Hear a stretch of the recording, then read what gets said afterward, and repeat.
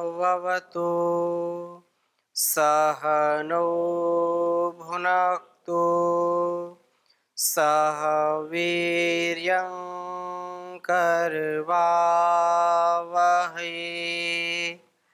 तेजस्विनावधीतमस्तु मा विद्विषावहै।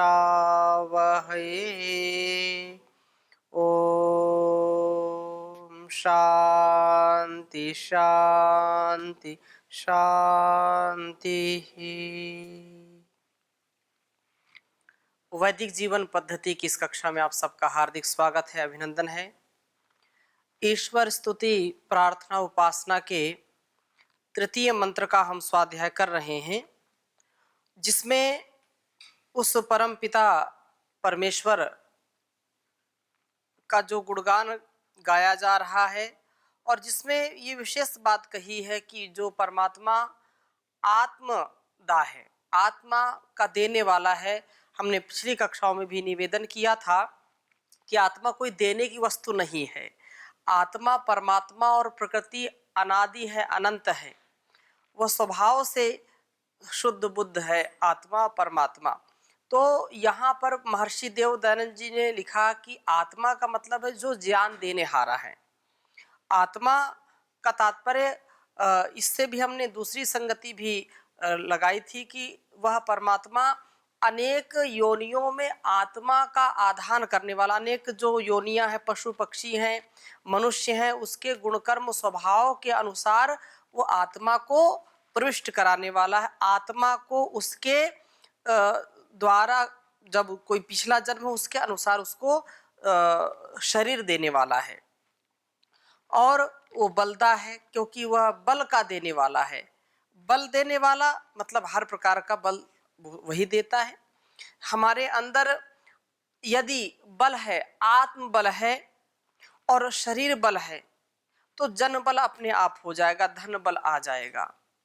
तो वह चाहे जन बल हो, चाहे धन बल हो, चाहे शरीर का बल हो, चाहे आत्म बल हो, वो उस सब परमात्मा की ही विशेष कृपा से हमको मिलता है। ये तीनों बल विशेषकर एक दूसरे के पूरक हैं। महर्षि देव दयानंद जी लिखते हैं कि मनुष्य को सबसे पहले अपने शारीरिक उन्नति पर ध्यान देना चाहिए। शारीरिक उन्नति, फिर आत्मिक उन्नति और फिर सामाजिक उन्नति। तो ऐसे ही यह आत्मबल की प्राप्ति होगी, शरीर बल मिलेगा, इसके बाद फिर जो सामाजिक बल है वो प्राप्त होता है। तीनों बल में से यदि एक बल भी न्यून है तो हमारा जीवन ठीक ठीक चल नहीं सकता है। शरीर बहुत बलिष्ठ है, शरीर का बल है, लेकिन आत्म बल नहीं है, मन का बल नहीं है, उत्साह अंदर से नहीं है, अंदर से प्रसन्नता नहीं है, तो वह शारीरिक बल किसी काम का नहीं है। शरीर का बल बढ़ा हुआ है, इंद्रियां हमारी कमजोर हैं, हमारे विचार संकीर्ण हैं, हमारे विचारों में बहुत संकीर्णता है, जिससे हम सदा नकारात्मक ही विचारते हैं, सदा कुत्सित विचार ही आते हैं। तो वो शरीर का बल कभी भी उसका सदुपयोग हम नहीं कर सकते हैं, उससे कभी परोपकार नहीं कर सकते। क्यों? क्योंकि हमारे अंदर का जो बल है वो निर्बल हम उससे हैं, वो मलयुक्त है, निर्बल है।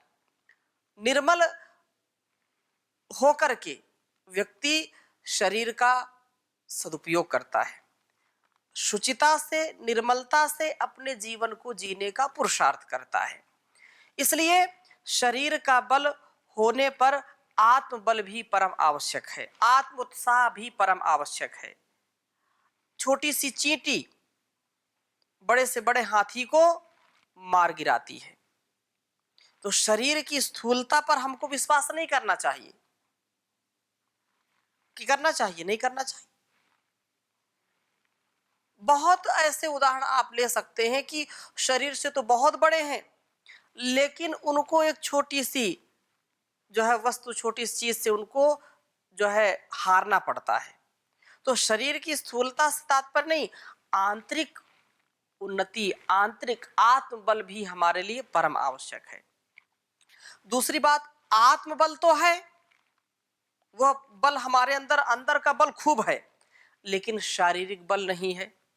शरीर रोगी रहता है, शरीर से रोगी हैं हम, बहुत जो है विचारते हैं, बहुत भाव हमारे अंदर है कि हम लोक का उपकार करेंगे, हम परमार्थ करेंगे, परोपकार करेंगे, लेकिन जब शरीर रुग्ण है, जब शरीर में सामर्थ्य नहीं है, तो चाह कर के भी हम उपकार नहीं कर सकते हैं। माता पिता यदि स्वस्थ नहीं है, माँ यदि स्वस्थ नहीं है, बीमार रहती है, तो बच्चे को भी बीमारी लग जाती है, बच्चे को भी वह अस्वस्थता आ घेरती है। इसके लिए माँ भी कहीं ना कहीं जिम्मेदार है। तो वह स्वयं जब स्वस्थ रहेगी, तो उसके स्वस्थ विचार, स्वस्थ व्यवहार और स्वस्थ आत्मबल से बच्चे का भी, शिशु का भी भरण पोषण होता है। पति पत्नी यदि मन से बहुत अच्छे हैं, लेकिन शरीर से रोगी हैं, शरीर उनका शरीर बल नहीं है, तो प्रजा उत्पन्न नहीं कर सकते हैं। ऐसे ही हम राष्ट्र की भक्ति बहुत करते हैं, राष्ट्र हमारा उन्नत हो, भारत माता की जय, अन्न जहां का हमने खाया, वस्त्र जहां के हमने पहने, वो है प्यारा देश हमारा, इसकी रक्षा कौन करेगा, हम करेंगे, हम करेंगे, हम करेंगे। कैसे करेंगे? तन से करेंगे, मन से करेंगे, धन से करेंगे। ये केवल बोलने की बात नहीं है, ये जीने की बात है। और जब आत्मबल नहीं होगा, शरीर बल नहीं होगा, समाज का बल नहीं होगा, तो ये जो हमारी मनोरथ, हमारे जो भाव है, हमारे जो विचार है, हमारी जो याचना, हमारी जो प्रार्थना है, हमारी जो वांछा है, हमारी जो सदिच्छा है, वो भी पूरी नहीं होगी। मैंने व्यक्तिगत जीवन से लेकर के सामाजिक जीवन तक के बहुत सारे उदाहरण देखे और उनको समझने का अब भी प्रयास करता हूं कि ये यथार्थ है, जो वेदों का ज्ञान है यथार्थ है। जैसा वेद कहता है, जैसी आज्ञा देता है, इससे इतर, इससे भिन्न जो व्यक्ति आचरण करता है, वो कभी सुखी नहीं हो सकता, व्यक्तिगत जीवन में भी, सामाजिक जीवन में भी। इसलिए महर्षि देवदयानंद बार बार कहते हैं कि सबसे पहले शारीरिक उन्नति, इसके बाद आत्मिक उन्नति। यही है शरीर का बल, आत्मबल और फिर समाज का बल। तो ये कहा आत्मदा बलदा, वो बलदा में तीनों बल आ गए। तीन बल यदि हमारे पास हैं, तो हम निश्चित रूप से राष्ट्र का भी कल्याण करेंगे, आत्म कल्याण भी करेंगे। यदि आत्म बल नहीं है, आत्मबल से हीन व्यक्ति कभी भी आत्मोन्नति नहीं कर सकता है, कभी राष्ट्र उन्नति नहीं कर सकता है। कितना भी कहे कोई, तो वो केवल एक बात होगी, पर उपदेश कुशल बहुतेरे। हम कुशल हैं दूसरों की बातों को करने में, दूसरों के ऊपर उपदेश झाड़ने में, लेकिन किंचित मात्र यदि हम अपने जीवन में उतारते नहीं हैं, अपने शरीर बल को नहीं बढ़ाते हैं, आत्मबल को नहीं बढ़ाते हैं, तो समाज बल कभी बढ़ नहीं सकता है। इसलिए यह वेद मंत्र कहता है कि हम आत्मबल के साथ शरीर बल और समाज बल को बढ़ाएं, तभी इस जीवन में उन्नति प्राप्त कर सकते हैं।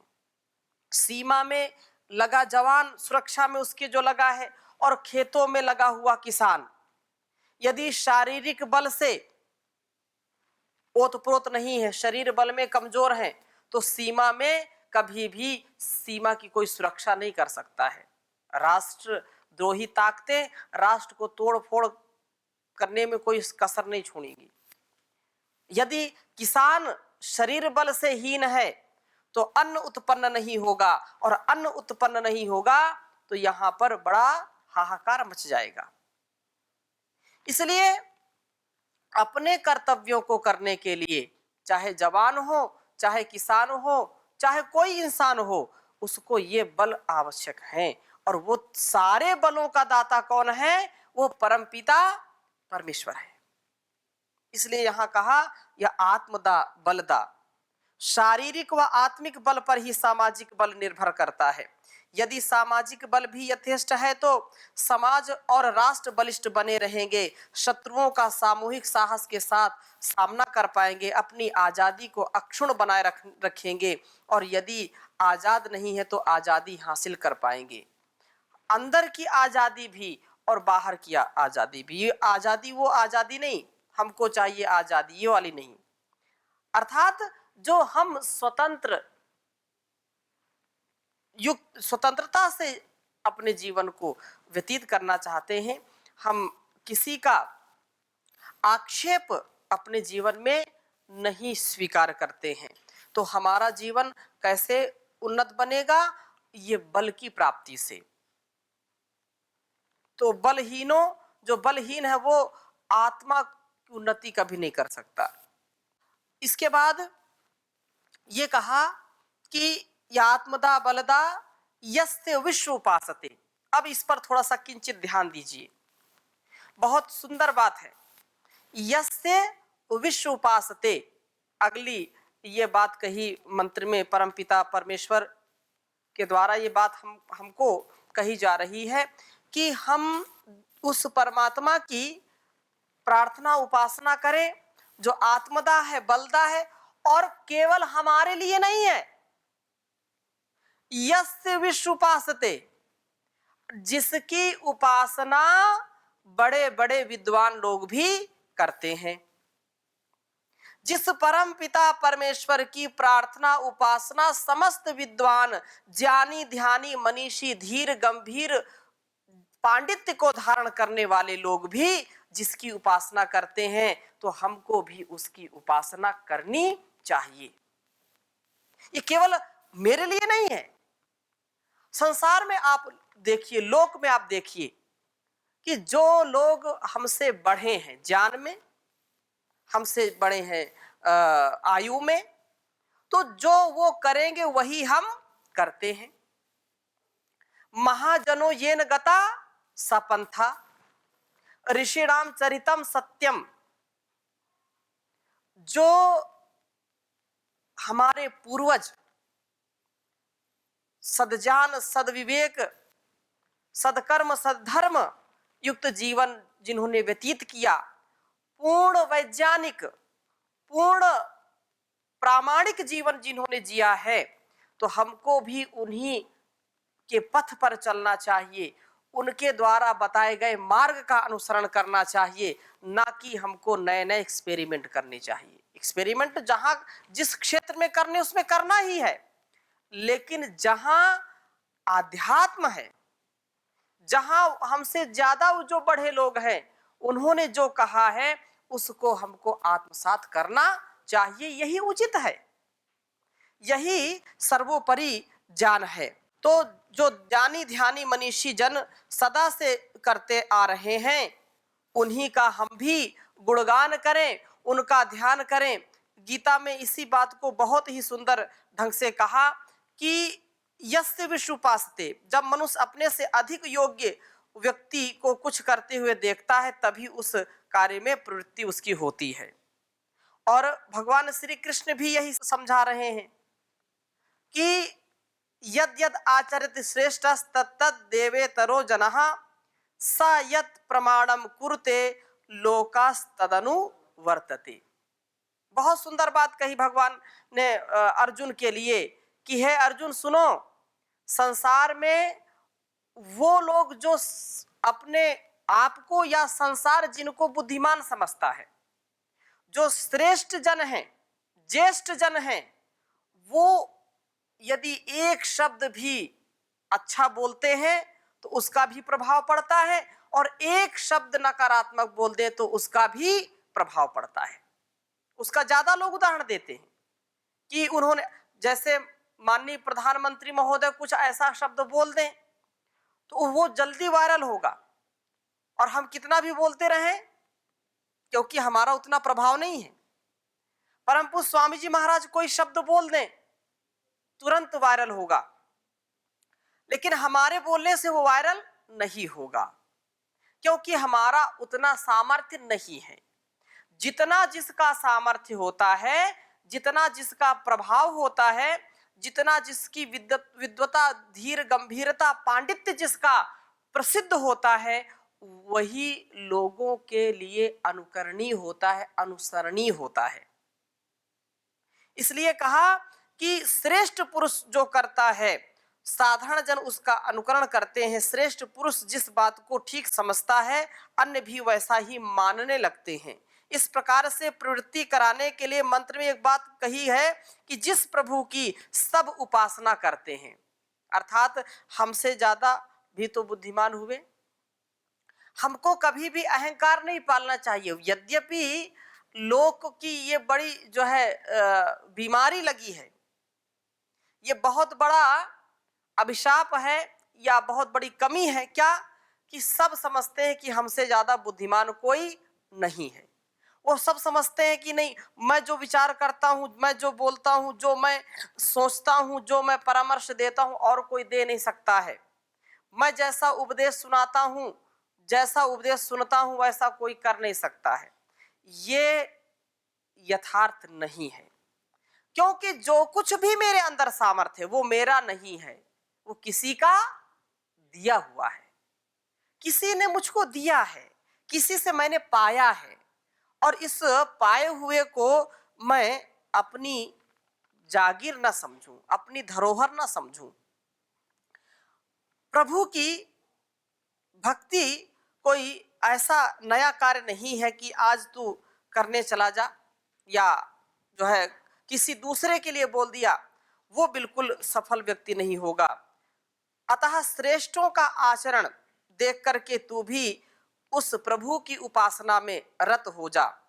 तेरा यह उपास्य जो देव है, जो परम पिता परमेश्वर है, उसका गुणगान कर, उसकी पहचान कर, तभी तेरा ज्ञान इस संसार में महान बनेगा। और क्योंकि वो प्राणों, वो ज्ञानवान है, वो ज्ञान देने वाला है, प्राण शक्ति को देने वाला है। अतः एक एक पल पल वो हमारा प्रेरक है, हमारा प्रकाशक है। उसकी ही हम सदा उपासना करें, उससे भिन्न किसी की उपासना ना करें। क्योंकि जो भी श्रेष्ठ ज्येष्ठ विद्वान धार्मिक महापुरुषों ने उसी की भक्ति की है। भगवान योगेश्वर श्री कृष्ण हो, पुरुषोत्तम श्री रामचंद्र जी हो, या कोई भी महापुरुष हमारे हुए हैं, ऋषि मुनि सभी उसी परमात्मा की, एक की, वो हिरण्यगर्भा संवर्तताग्रे भूतस्य जातः पतिरेक आसीत, वह सबका स्वामी जो एक था, वो आज है और हमेशा रहेगा, हमेशा रहता है। उसी की उपासना करने के योग्य है। तो हमको हमेशा इस बात का ध्यान रखना चाहिए। वह प्रभु हमारे अंदर सामर्थ्य देता है, आत्मदा बलदा है। इसलिए प्रार्थना के साथ उसका गुणगान करें, ध्यान करें। प्रभु जी इन प्राणों में वर्णीय तेज भर दो, ये ज्योति भरा जीवन मेरा जगमग कर दो। प्रभु जी इन प्राणों में वर्णीय तेज भर दो, रमे रोम रोम में तुम प्रतिपालक हो मेरे, सुख शांति भरे वैभव वरदान है सब तेरे, आनंद सुधा रस से, आनंद सुधा रस से जीवन को अमर कर दो, ये ज्योति भरा जीवन मेरा जगमग कर दो। जग का उत्पादक तू प्रेरक व विकासक तू, जग का उत्पादक तू। प्रेरक व विकासक तू, श्रुति ज्ञान प्रकाशक तू। दुख द्वंद्व विनाशक तू, निज ओज तेज भर कर। निज ओज तेज भर कर, मन प्राण अमर कर दो। ये ज्योति भरा जीवन, हम ध्यान धरे तेरा। श्रुति गान करें तेरा, हम ध्यान धरे तेरा। श्रुति गान करें तेरा, हम प्रेम का अमृत ही नित पान करें तेरा। शुचि पूर्ण सुकर्मों से, शुचि पूर्ण सुकर्मों से, मेरी बुद्धि विमल कर दो। ये ज्योति भरा जीवन, मेरा जगमग कर दो। प्रभु जी इन प्राणों में वर्णीय तेज भर दो। तो वह परमात्मा वर्णीय तेज भरने वाला है, वही हमको आत्मदा अर्थात ज्ञान से परिपूर्ण करने वाला है और बल से भी परिपूर्ण करने वाला है। और अगली बात भी बहुत सुंदर कही, यस्य विश्व उपासते के बाद कहा प्रशिशम यस्य देवाः।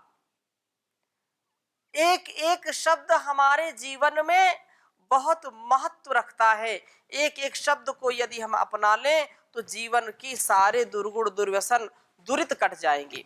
तो अगली बात क्या कही, प्रशिशम यस्य देवाः, कि जिसके अनुशासन में रह करके सभी विद्वान जन उनके जो है निर्धारित नियमों व मर्यादाओं का पालन करते आए हैं और कह रहे हैं कि उसी के अनुशासन में रह करके उसके वेदोक्त आदेशों का पालन करते हुए हम अपने जीवन को सार्थक बनावें। प्रशिशम यस्य देवाः, जो देव दो प्रकार के, दो यहाँ देवाः दो शब्द इसके हैं, देवाः जो विद्वान जन हैं और देवाः जो ज्ञान युक्त कर्म है। ज्ञानमय कर्म से हम उसके द्वारा दिए गए आदेशों का पालन करें। अर्थात परम पिता परमेश्वर की जो आज्ञा है उससे एक पल के लिए भी इधर से उधर टस से मस ना हो।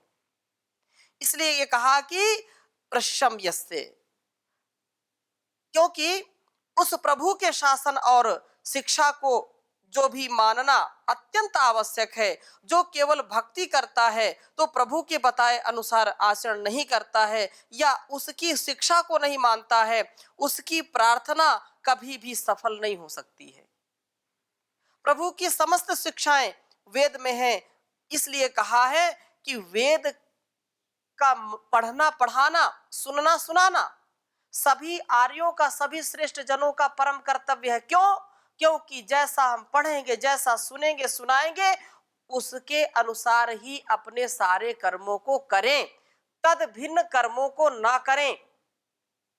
और तद भिन्न कर्मों को करते हैं तो उसका कभी कल्याण नहीं हो सकता।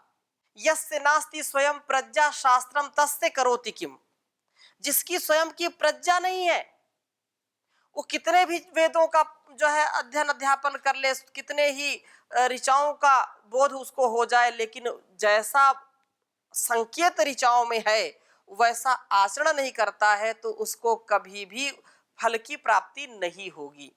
कभी कल्याण की प्राप्ति नहीं होती है। इसलिए इस बात को कहा कि वेद को जानना, समझना और तद अनुसार अपना आचरण करना। जो वेद को नहीं जानता है वह समझो प्रभु को भी नहीं जानता है। संसार में सैकड़ों ऐसे व्यक्ति जो है हजारों की संख्या मिल जाएंगे कि उनको कुछ भी नहीं पता और वो सबसे बड़े महात्मा, सबसे बड़े जो है उपदेशक बने हैं। एक वेद का जरा सा भी खक्का नहीं आता उनको। यदि आत्म अनुकूल आचरण भी करते हैं, जो हमारी आत्मा में सद प्रेरणाएं उठती हैं, वैसा भी यदि हम आचरण कर लें तो भी समझो कि हमने वेद का ज्ञान अर्जित कर लिया। वो लोग जो जनता को, संसार में लोगों को मूर्ख बनाते हैं, तो वो इसका कभी भी जीवन का कल्याण नहीं कर सकते हैं। इसलिए जो ध्रुव है, जो सत्य है, उसी का आचरण करना चाहिए। वेद को जो नहीं जानता है वह परमात्मा का स्वरूप नहीं समझ सकता है। चाहे कितना बड़ा व्यक्ति इस संसार में बन जाए, पर वेद ना जानता हुआ यदि परमात्मा के संबंध में भी अपने आप को पहुंचा हुआ कोई कहता है तो ये समझ लेना कि उसकी ये अल्पज्यता है, उसका अज्ञान है। वो कभी भी स्वयं उन्नति नहीं कर सकता, दूसरों को भी नहीं करा सकता है। वेदज्ञ बन करके ही हम परमात्मा को पा सकते हैं। वेद की आज्ञा का पालन करके ही हम जीवन को ऊपर बढ़ा सकते हैं। वेद का ज्ञान हमको, हमारे जीवन को, हमारे इस जहान को महान बनाने वाला है और कोई उपाय नहीं है। इसलिए वेद का जो उपदेश है हम सब के लिए है। एक व्यक्ति से लेकर के व्यष्टि से समष्टि की गति प्रगति इसमें निहित है। संसार का उपकार इसमें निहित है। संसार के उपकार को करना हमारा परम कर्तव्य है। परिवार हो चाहे संसार हो, सब जगह प्यार हो, सबका सम्मान हो, ऐसी भावना से ओतप्रोत रह करके हम वेद की आज्ञा का पालन करें। मैं गाऊं सदा वेदों की ऋचाएं, मैं गाऊं सदा वेदों की ऋचाएं, तन मन में वेदों का संचार कर दो, प्रभु मेरे जीवन का उद्धार कर दो। तो हमारे जीवन का उद्धार वेद के मार्ग से ही होगा और नान्य पंथा विद्यते अनाय, और कोई दूसरा रास्ता नहीं है। तो आज की कक्षा में यहीं तक, शेष चर्चा अगली कक्षा में करेंगे। ओम शांति शांति शांति।